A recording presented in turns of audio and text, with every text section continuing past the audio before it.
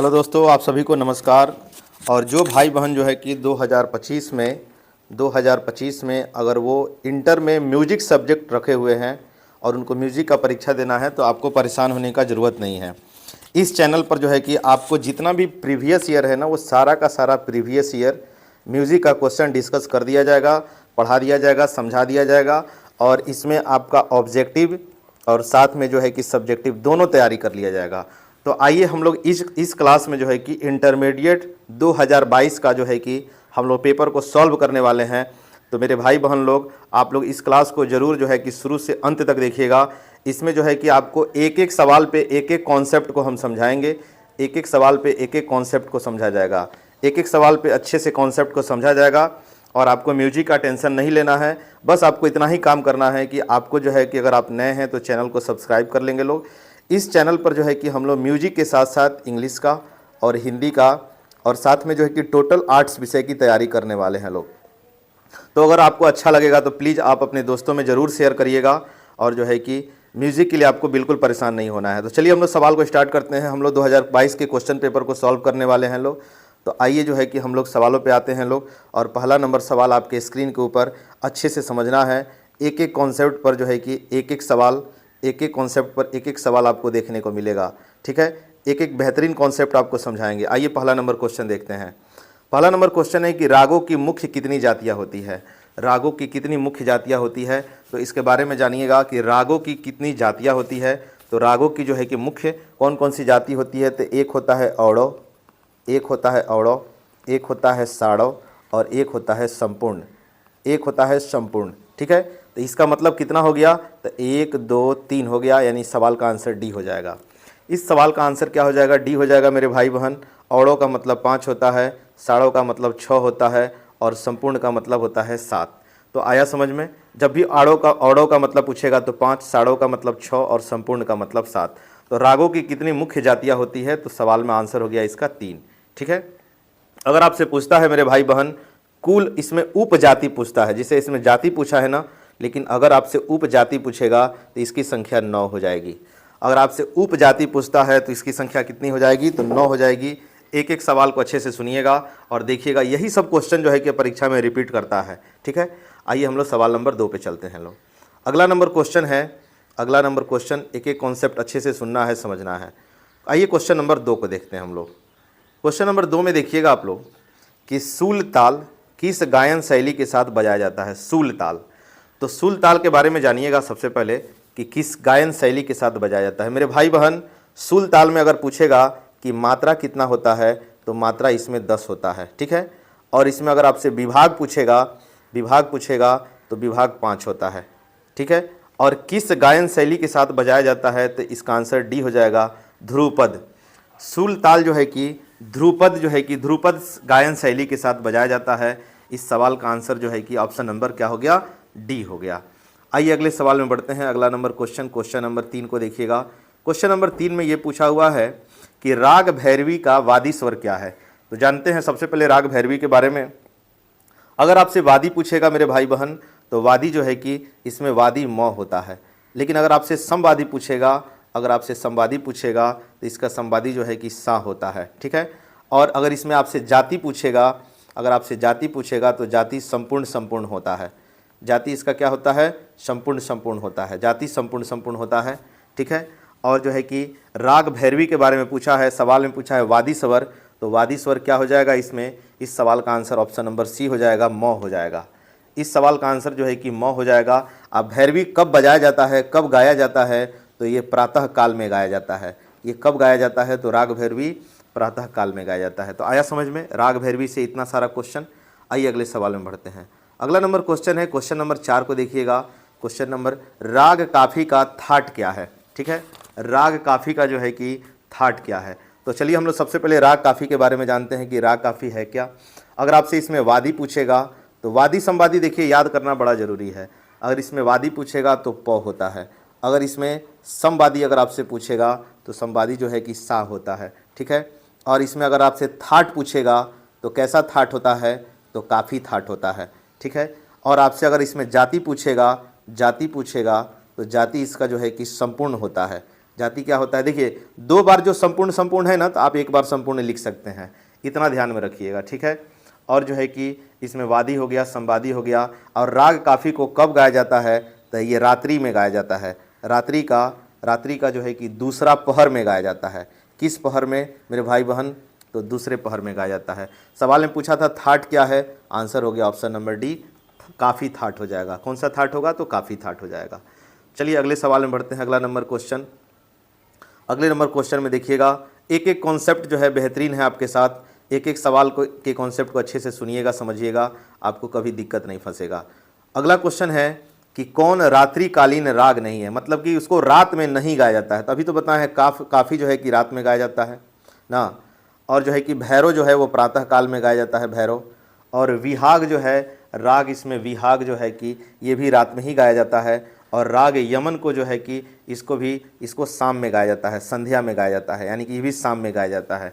तो सवाल में पूछा है कि रात्रिकालीन नहीं है, आंसर इसका हो गया ऑप्शन नंबर ए, राग भैरव। इस क्वेश्चन का आंसर जो है कि ऑप्शन नंबर ए हो गया, राग भैरव। आइए अगले सवाल में बढ़ते हैं। अगला नंबर क्वेश्चन नंबर 6 को देखिएगा। क्वेश्चन नंबर 6 में पूछा है कि कौन सा राग बिलावल थाट का है, बिलावल थाट का कौन सा राग जो है कि बिलावल थाट का है मेरे भाई बहन, तो भूपाली जो है ना, इसका थाट है कल्याण। ये कौन सा थाट है, तो कल्याण थाट है, ठीक है। जौनपुरी जो है ना, ये जौनपुरी जो है कि आशावरी थाट है। ये जौनपुरी कौन सा थाट है, तो आशावरी थाट है। और खमाज जो है कि खमाज कौन सा थाट है, तो खमाज थाट है। ये कौन सा थाट है, तो मेरे भाई बहन खमाज थाट है। और विहाग जो है कि विहाग कौन सा थाट है, तो ये बिलावल थाट है। सवाल में पूछा था कि बिलावल थाट कौन सा है, तो आंसर हो गया इसका ऑप्शन नंबर ए हो गया। कौन सा थाट है, तो बिलावल है, ठीक है। आइए अगले सवाल में बढ़ते हैं। अगला नंबर क्वेश्चन नंबर 7 को देखिएगा, कौन सा प्रातःकालीन राग नहीं है।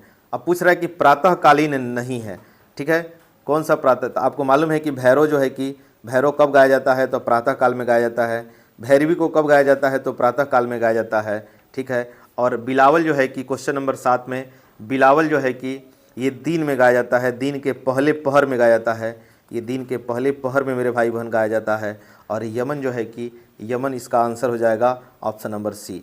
ये यमन जो है कि रात में गाया जाता है। यमन कब गाया जाता है, रात में गाया जाता है, ये आपको समझ में आ गया। शाम में गाया जाता है यमन। इस क्वेश्चन का आंसर जो है कि ऑप्शन नंबर सी हो गया। आइए अगले सवाल में बढ़ते हैं। अगला नंबर क्वेश्चन, एक एक क्वेश्चन बेहतरीन है, इस पर आपको जो है कि ध्यान से समझना और सुनना है। आइए क्वेश्चन नंबर 8 पे आते हैं हम लोग।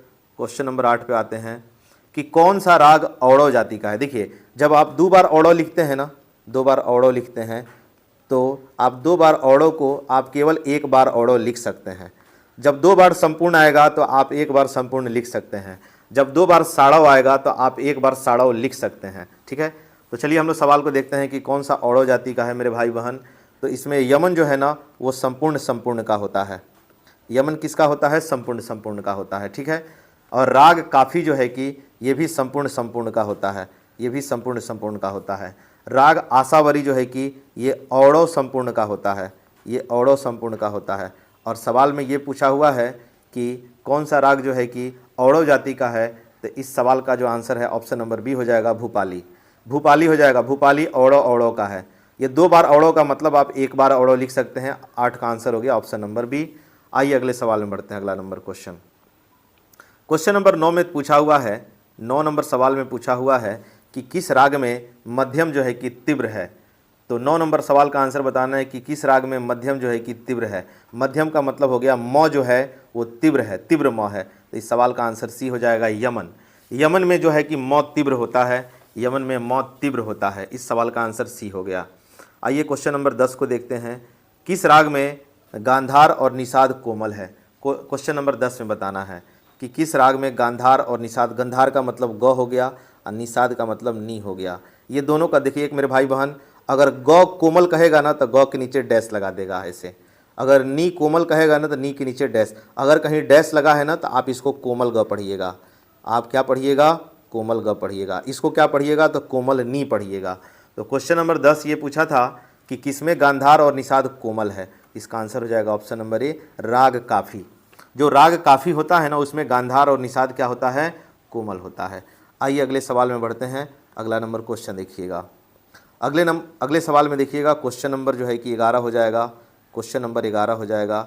11 नंबर क्वेश्चन में ये दिया हुआ है कि किस राग को ऋतु राग कहा जाता है। ठीक है, किस राग को मतलब ऋतु राग, यानी कि उसको ऋतु राग कहने का मतलब उसको ऋतु में ही गाया जाता है। तो इस क्वेश्चन का आंसर हो जाएगा ऑप्शन नंबर ए, बहार।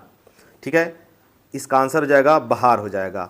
और एक बात और ध्यान रखिएगा, अगर आपसे पूछेगा कि राग जो है कि राग मलकौस जो है कि ये कौन से ऋतु में गाया जाता है, तो ये शीतकाल में गाया जाता है। ठीक है, और जो है कि राग अगर जो है कि राग श्री पूछेगा आपसे, राग श्री किस में गाया जाता है, तो ये शरद ऋतु में गाया जाता है, ये शरद ऋतु में गाया जाता है।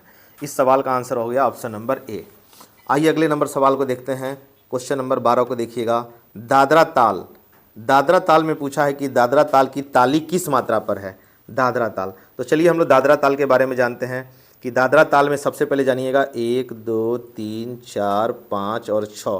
तो ये 6 लास्ट हो गया ना, इसका मतलब हो गया कि दादरा ताल में मात्रा कितना है, तो मात्रा मेरे भाई बहन 6 है। ठीक है, और इसमें क्या होता है ना कि 3 पर विभाग हो जाता है, तो एक विभाग हो गया और ये दूसरा विभाग हो गया। अगर आपसे पूछेगा कि दादरा ताल में विभाग कितने होते हैं, तो विभाग कितने होते हैं, तो 2 होते हैं। अब सुनिए, 2 विभाग हो गए और इसमें मेरे भाई बहन एक पर अगर क्रॉस लगा है ना, तो ये ताली है। अगर एक पर क्रॉस लगा है तो ये ताली है, और 4 पर 0 लगा है तो मतलब ये खाली है। तो सवाल में आप पूछेगा कि दादरा ताल में कितने पर ताली है, तो 1 पर ताली है, और कितने पर खाली है, तो 4 पर खाली है। तो सवाल में पूछा है कि दादरा ताल की ताली किस मात्रा पर है, ताली किस मात्रा पर है, ताली किस पर है, 1 पर है। इस सवाल का आंसर हो गया ऑप्शन नंबर ए, 1 पर ताली है और 4 पर क्या है, तो खाली है।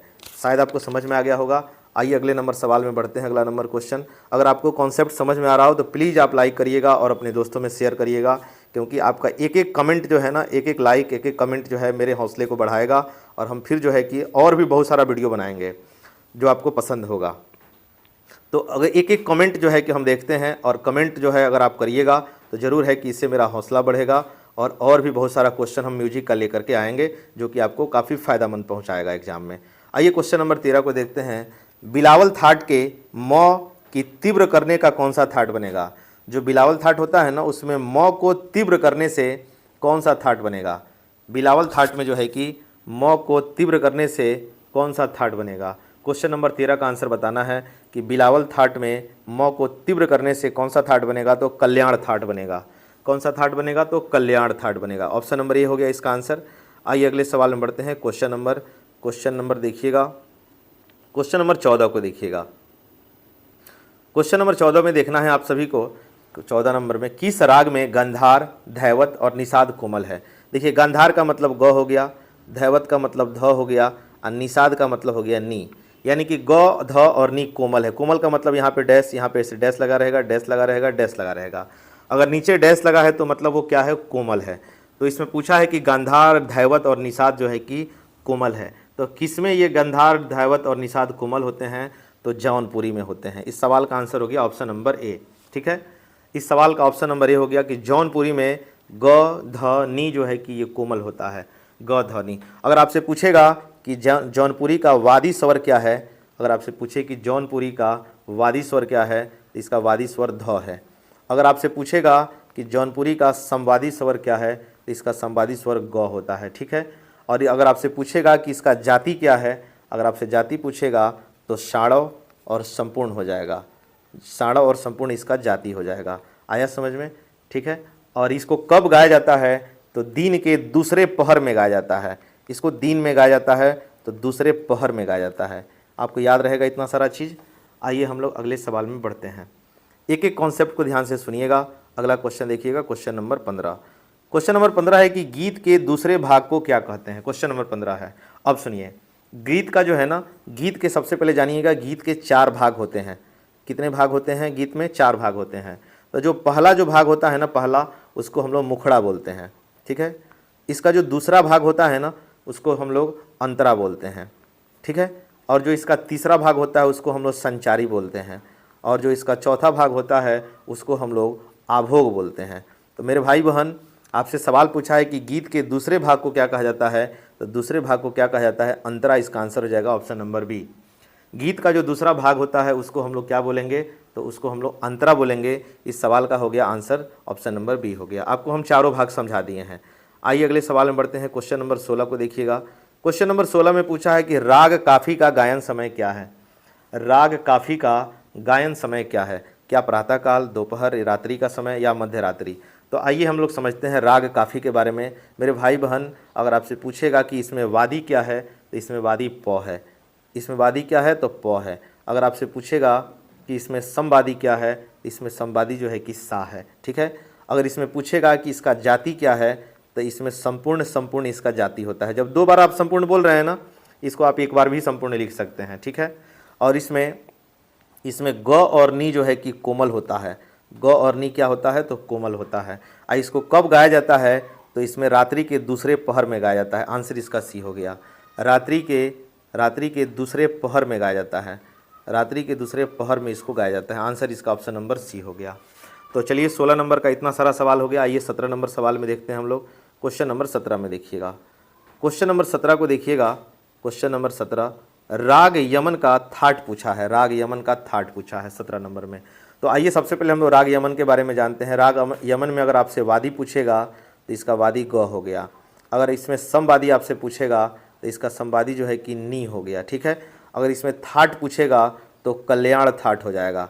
कौन सा थाट हो जाएगा? कल्याण। अगर इसमें जाति पूछेगा तो संपूर्ण संपूर्ण इसका जाति हो जाएगा। ठीक है। इसको कब गाया जाता है ये पूछेगा तो इसको अपराह्न में गाया जाता है। तो सवाल में पूछा है कि थाट क्या है, आंसर ये हो गया कल्याण थाट। इस सवाल का आंसर जो है कि ऑप्शन नंबर ये हो गया, कल्याण थाट हो गया। आइए अगले सवाल में बढ़ते हैं। क्वेश्चन नंबर 18 को देखते हैं। क्वेश्चन नंबर 18 में पूछा है कि एक सप्तक में कितने स्वर होते हैं। मेरे भाई बहन, एक सप्तक में 7 स्वर होते हैं। ऐसे पूछेगा आपसे कि कुल स्वरों की संख्या कितनी है तो कुल स्वरों की संख्या जो है कि 12 है। ठीक है। लेकिन अगर आपसे पूछे कि इसमें शुद्ध कितने हैं तो शुद्ध जो है कि 5 है। अगर आपसे पूछे कि इसमें विकृत कितने हैं तो विकृत 5 है। सॉरी, शुद्ध जो है कि 7 है और विकृत कितने हैं तो 5 हैं। ये ध्यान में रखिएगा। तो आइए हम लोग अगले सवाल में बढ़ते हैं। देखिए क्वेश्चन नंबर 19 में पूछ भी दिया है कि संगीत में कितने शुद्ध स्वर होते हैं। तो संगीत में कितने शुद्ध होते हैं? 7 होते हैं। लेकिन अगर आपसे विकृत पूछता तो विकृत कितने होते हैं तो 5 होते हैं। इस विकृत में याद रखिएगा कि 4 कोमल होता है। 4 क्या होता है? कोमल होता है। और एक जो है कि तीव्र होता है। एक क्या होता है मेरे भाई बहन? एक तीव्र होता है। एक तीव्र होता है। ठीक है। ये ध्यान रखिएगा आप लोग, एक तीव्र होता है। तो आया समझ में 19 नंबर क्वेश्चन। अब आइए क्वेश्चन नंबर 20 में हम लोग बढ़ते हैं। क्वेश्चन नंबर 20 को देखिएगा। क्वेश्चन नंबर 20 को देखिएगा कि पूछा है 20 नंबर में क्वेश्चन में कि राग यमन का समवादी स्वर क्या है। क्वेश्चन नंबर 20 में पूछा है कि राग यमन का समवादी स्वर क्या है। तो राग यमन में जो है कि अभी तो थोड़ा देर पहले हम लोग डिस्कस किए थे यहाँ पे, अच्छा पिछले चैप्टर में था, पिछले पैराग्राफ में था, राग यमन का समवादी स्वर क्या है। तो क्वेश्चन नंबर 20 का आंसर जो है कि ऑप्शन नंबर सी हो जाएगा। इसका समवादी स्वर नी हो जाएगा राग यमन का। ठीक है। इसमें समवादी पूछा है तो नी हो जाएगा। लेकिन अगर इसमें वादी पूछता तो वादी क्या होता? ग होता। अगर इसमें जाति पूछता तो जाति संपूर्ण संपूर्ण हो जाता। इसमें थाट पूछता तो कौन सा थाट हो जाता? कल्याण थाट हो जाता। ठीक है। तो आइए अगले सवाल में बढ़ते हैं। अगला नंबर क्वेश्चन, राग बिहाग का वादी स्वर क्या है। राग बिहाग का वादी स्वर क्या है। क्वेश्चन नंबर 21 में राग बिहाग। तो जानते हैं राग बिहाग के बारे में। राग बिहाग में अगर आपसे वादी पूछेगा मेरे भाई बहन तो ग हो जाएगा। अगर इसमें संवादी पूछेगा तो इसमें संवादी नी हो जाएगा। ठीक है। अगर इसमें थाट पूछेगा तो बिलावल थाट हो जाएगा। कौन सा थाट हो जाएगा? बिलावल थाट हो जाएगा। और इसमें अगर जाति पूछेगा तो औड़ो साड़ो हो जाएगा। औड़ो साड़ो नहीं, औड़ो संपूर्ण हो जाएगा। ठीक है। औड़ो संपूर्ण हो जाएगा। औड़ो संपूर्ण हो जाएगा। तो ये सब सवाल हो गया राग बिहाग में। सवाल पूछा है कि वादी क्या है तो वादी ग है। ऑप्शन नंबर बी हो गया। इस सवाल का सॉरी नी दिया है ना बी में, 1 मिनट। इस सवाल ग है, वादी ग है, तो इस सवाल का ऑप्शन नंबर डी हो जाएगा।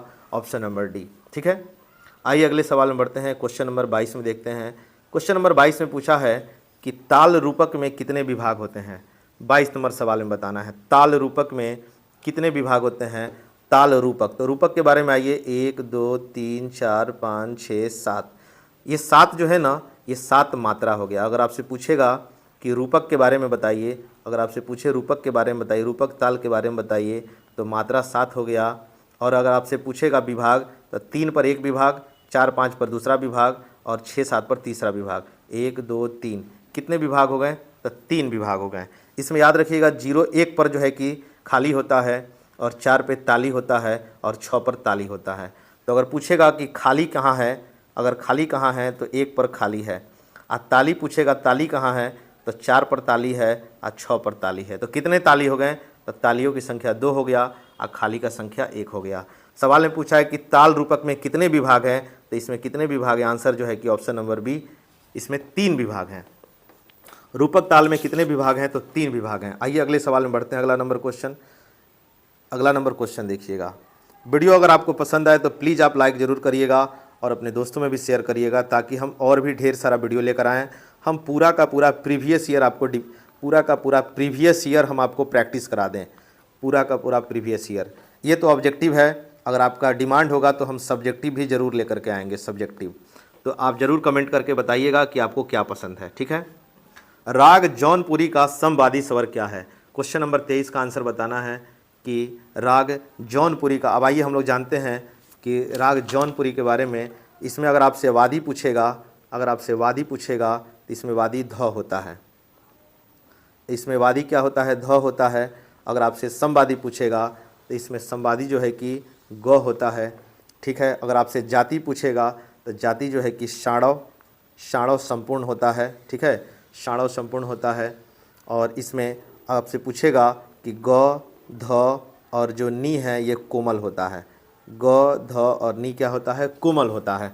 पूछा है कि इसमें समवादी स्वर क्या है, तो समवादी स्वर जो है कि क्या हो जाएगा, इसका आंसर हो जाएगा ऑप्शन नंबर बी, समवादी स्वर हो जाएगा इसमें ग।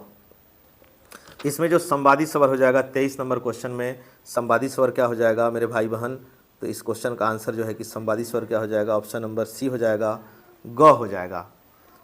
आइए अगले सवाल में देखते हैं। अगला नंबर क्वेश्चन नंबर 24 को देखिएगा कि गरबा नृत्य किस राज्य का है। गरबा तो आप सभी जानते हैं गरबा कहाँ का है, तो गुजरात का है, ठीक है।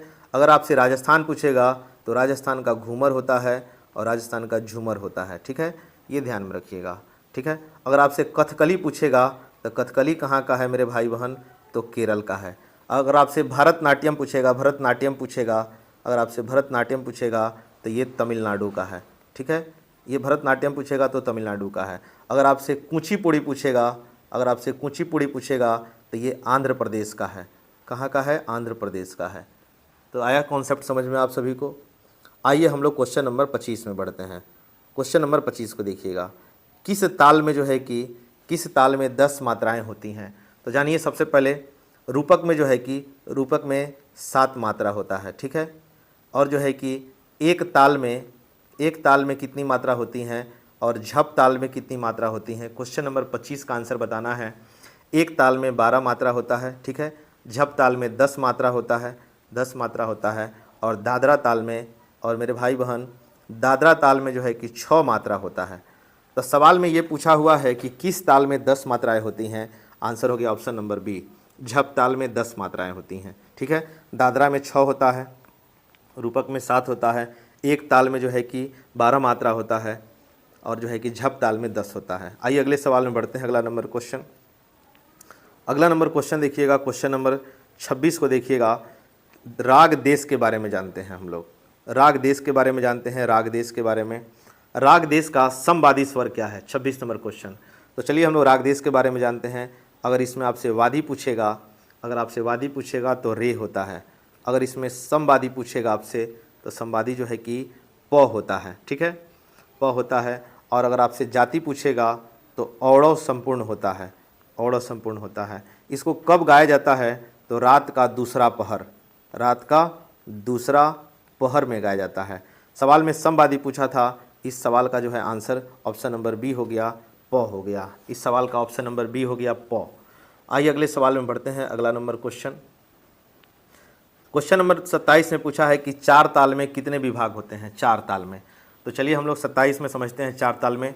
देखिए 4 ताल के बारे में जानिएगा आप लोग। 4 ताल इसमें जो है कि टोटल 1 2 3, इसमें टोटल ऐसे याद रखिएगा आप लोग, ये थोड़ा लंबा चौड़ा है, इसको लिखने में जगह स्पेस कम पड़ रहा है। इसके बारे में याद रखिएगा आप लोग, याद रखिएगा कि 4 ताल में जो है ना, मात्रा अगर आपसे पूछेगा तो इसमें मात्रा याद रखिएगा 12 मात्रा होता है, ठीक है। अगर आपसे विभाग पूछेगा तो तो इसमें दो दो का विभाग होता है, तो विभाग कितना हो जाएगा, 6 विभाग हो जाएगा। तो सवाल का आंसर, इसमें अगर आपसे ताली पूछेगा कि 4 ताल में कितनी ताली होती हैं, तो 4 ताली होती हैं। अगर आपसे खाली पूछेगा कितना खाली होता है, तो 2 खाली होता है। तो 4 ताल में मात्रा पूछे तो 12, विभाग पूछेगा तो 6, ताली पूछेगा तो 4 और खाली पूछेगा तो 2। 4 ताल में याद रखिएगा 4 ताली होता है। तो विभाग पूछा है तो आंसर क्या हो गया, ऑप्शन नंबर बी 6 हो गया। कितने विभाग हो गए, तो ऑप्शन नंबर बी हो गया 6 विभाग हो गए। आइए अगले सवाल में बढ़ते हैं। क्वेश्चन नंबर 28 को देखिएगा। पंडित भजन सोपारी कौन सा वाद्य बजाते थे, पंडित भजन सोपारी, इनके बारे में जानिएगा। ये ऑप्शन नंबर ए हो जाएगा, संतूर बजाते थे, ठीक है। और ये किस मूल के थे, तो कश्मीर मूल के थे। इनका जन्म जो है कि कश्मीर में हुआ था, तो कश्मीर मूल के थे, ठीक है। अगर इनका मूल पूछेगा तो कश्मीर मूल। आइए अगले सवाल में बढ़ते हैं। अगला नंबर क्वेश्चन, अगले क्वेश्चन को देखिएगा। अगला नंबर क्वेश्चन नंबर 29 है कि किस राग में सभी कोमल स्वर लगते हैं, किस राग में सभी कोमल स्वर लगते हैं, ठीक है। सभी कोमल, किस राग में जो है कि सभी कोमल स्वर लगते हैं, तो इस सवाल का आंसर जो है कि ऑप्शन नंबर हो जाएगा, ऑप्शन नंबर सी हो जाएगा, राग भैरवी। इस क्वेश्चन का आंसर हो जाएगा राग भैरवी में सभी कोमल स्वर लगते हैं, ठीक है, इसमें राग भैरवी में। और एक इस क्वेश्चन का आंसर ऑप्शन नंबर सी हो गया। आइए क्वेश्चन नंबर 30 की तरफ बढ़ते हैं हम लोग। और सब में जान लीजिए कि इसमें कोमल क्या क्या लगता है। अगर बागश्री कहेगा, बागेश्वरी कहेगा, राग बागेश्वरी कहेगा, तो इसमें ग और नी जो है कि ये कोमल है, ठीक है। नीचे अंडरलाइन करने से वो कोमल हो जाता है। अगर आपसे जौनपुरी पूछेगा कि इसमें जौनपुरी में कौन कौन सा, तो इसमें ग, ध और नी जो है कि कोमल है, इसमें ग, ध, नी कोमल है। अगर आपसे राग काफ़ी पूछेगा तो इसमें ग और नी जो है कि कोमल है, ठीक है। आप बागेश्वरी में भी ग और नी कोमल होता है, और राग भैरवी में ग, ध जो है कि जितना इसमें है ना कि कौन सा है, राग भैरवी, तो राग भैरवी इसका हो जाएगा रे, इसमें रे, ग, ध और नी, ये सभी कोमल हो जाएगा। रे, ग, ध, नी, ये कोमल हो जाएगा। तो इस सवाल का आंसर हो गया ऑप्शन नंबर सी। आइए क्वेश्चन नंबर हम लोग देखते हैं 30 को। एक ताल में कुल कितनी तालियां होती हैं, 30 नंबर में एक ताल में कितनी तालियां होती हैं। तो आपको याद रखना है कि एक ताल में जो है कि सबसे पहले जानिए एक ताल के बारे में। इसमें अगर आपसे मात्रा पूछेगा तो मात्रा 12 होता है, ठीक है। अगर आपसे विभाग पूछेगा तो विभाग 6 होता है। ताली पूछेगा तो ताली 4 होता है, और जो है कि खाली पूछेगा तो खाली 2 होता है। मेरे भाई बहन, एक ताल और चौताल दोनों सेम है। एक ताल और चौताल में सब सेम होता है, लेकिन बजाने का खाली अंतर होता है। एक ताल और चौताल, चौताल का मतलब हो गया 4 ताल, चौताल का मतलब क्या हो गया, 4 ताल। तो आप याद रखिएगा कि एक ताल और चौताल, चौताल का मतलब 4 ताल, ये दोनों में सेम होता है। चौताल में भी आप याद रखिएगा, चौताल में भी मात्रा 12 होता है, विभाग 6 होता है, ताली 4 होता है, खाली 2 होता है चौताल में भी। तो दोनों का दोनों सेम होता है, इसलिए आप इसमें कन्फ्यूज मत होइएगा। आइए अगले क्वेश्चन बढ़ते हैं। क्वेश्चन नंबर 31 को देखिएगा। क्वेश्चन नंबर 31 है कि वाद्यों के वर्गीकरण में पखावज किस वर्ग का है, पखावज। तो जानिएगा पखावज का मतलब आप समझिएगा, ये पखावज का मतलब हो गया, पखावज का मतलब हो गया ढोलक। पखावज का मतलब क्या हो गया, ढोलक, जिसको दोनों हाथों से बजाया जाता है। पखावज का मतलब हो गया ढोलक, जिसको दोनों हाथों से बजाया जाता है, ठीक है। तो सवाल में पूछा है कि पखावज किस वर्ग का है। पखावज जो है कि देखिए ये तत् जो है ना, ये तार वाला होता है, तत्, ठीक है। इसमें धन जो है ना, धन, इसमें जैसे कि झुनझुन्ना, घंटा हम लोग बजाते हैं ना, घंटा, ये धन में आएगा, ठीक है। और है औनुध, इसको हम लोग क्या करते हैं, औनुध को जो है कि हम लोग दोनों हाथों की उंगलियों से बजाते हैं। जैसे इसमें नगाड़ा हो गया, नगाड़ा बजाते हैं, पखावज बजाते हैं, ये इसमें बजाते, दोनों हाथों से बजाया जाता है। और जो सुशिर होता है ना, इसको मुंह से फूंक करके बजाया जाता है, मुंह से फूंक करके बजाया जाता है, मुंह से फूंक करके।